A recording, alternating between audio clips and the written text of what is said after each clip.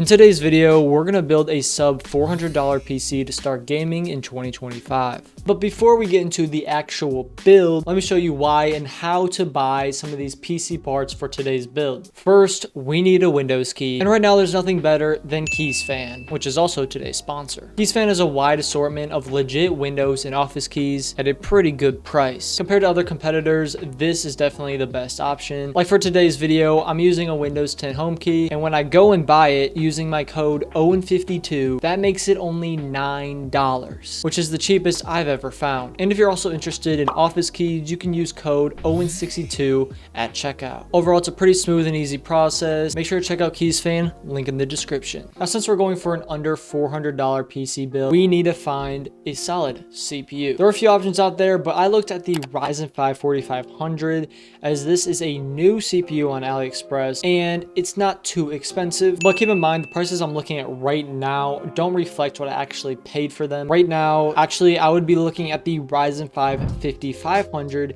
if I had these prices before. But the Ryzen 5 4500 does get below $50, and with coupon codes, you can snag it up for maybe less. And there's plenty of options for RAM. It really doesn't matter which ones you get, just this is what I get. Now here's a motherboard I recommend on AliExpress. It's at this price because I'm not logged in, but for around $50 and can be cheaper. It's actually a reliable B450 motherboard. Machinist is a pretty popular brand in China. You're missing a lot of features, to be honest. If you're looking for obviously a budget system like this, you will be completely fine. I recommend it. I've used it several times and it's been great every time. Now for the NVMe, I just bought here on Amazon. Pretty much just whatever is a good price. This one right here I'll be using in future builds. It's Gen 4, has pretty solid speed, reliable, lots of great reviews on this, even on the SSD tier list, so we should be good with this one in the future.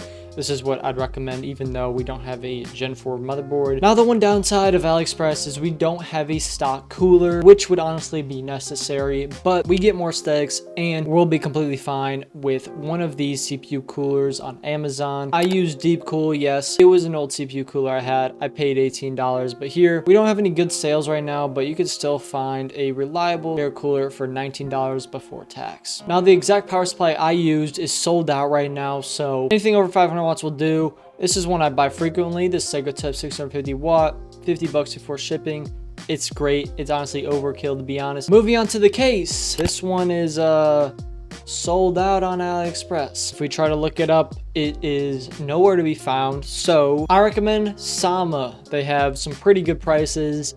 They come with an ARGB hub. Honestly, the most friendly cases to work with. These are more compact. These are bigger. Just pick whatever looks great to you. These look fantastic. There's some other options for more money. And finally, the graphics card. We have the RTX 2060. This one's actually hard to find. I luckily got mine for $90 on eBay, but that's not the only option. We also have Jawa right here. That's even harder to find a good deal on. Also, hardware swap on Reddit. This is honestly a gold mine if you're looking for good PC deals. People are constantly posting any sort of tech that they have, mainly computer parts. I would look for a 2060 or a 2060 Super or AMD 5700 XT. And to close this section off, we have the sale, $600 plus shipping for this beautiful PC that I just built. We paid $362. We have $520 payout. It's a pretty nice profit. And if you want to see me go more in depth with these sales I have here,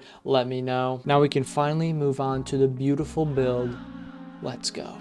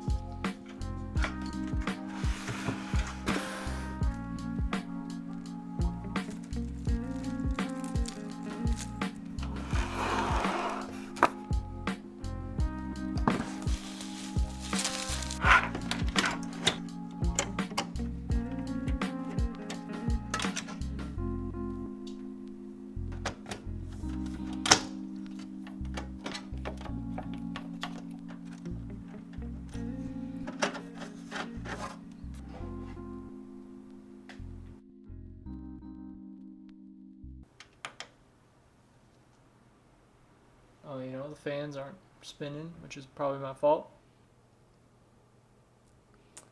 And we got a post.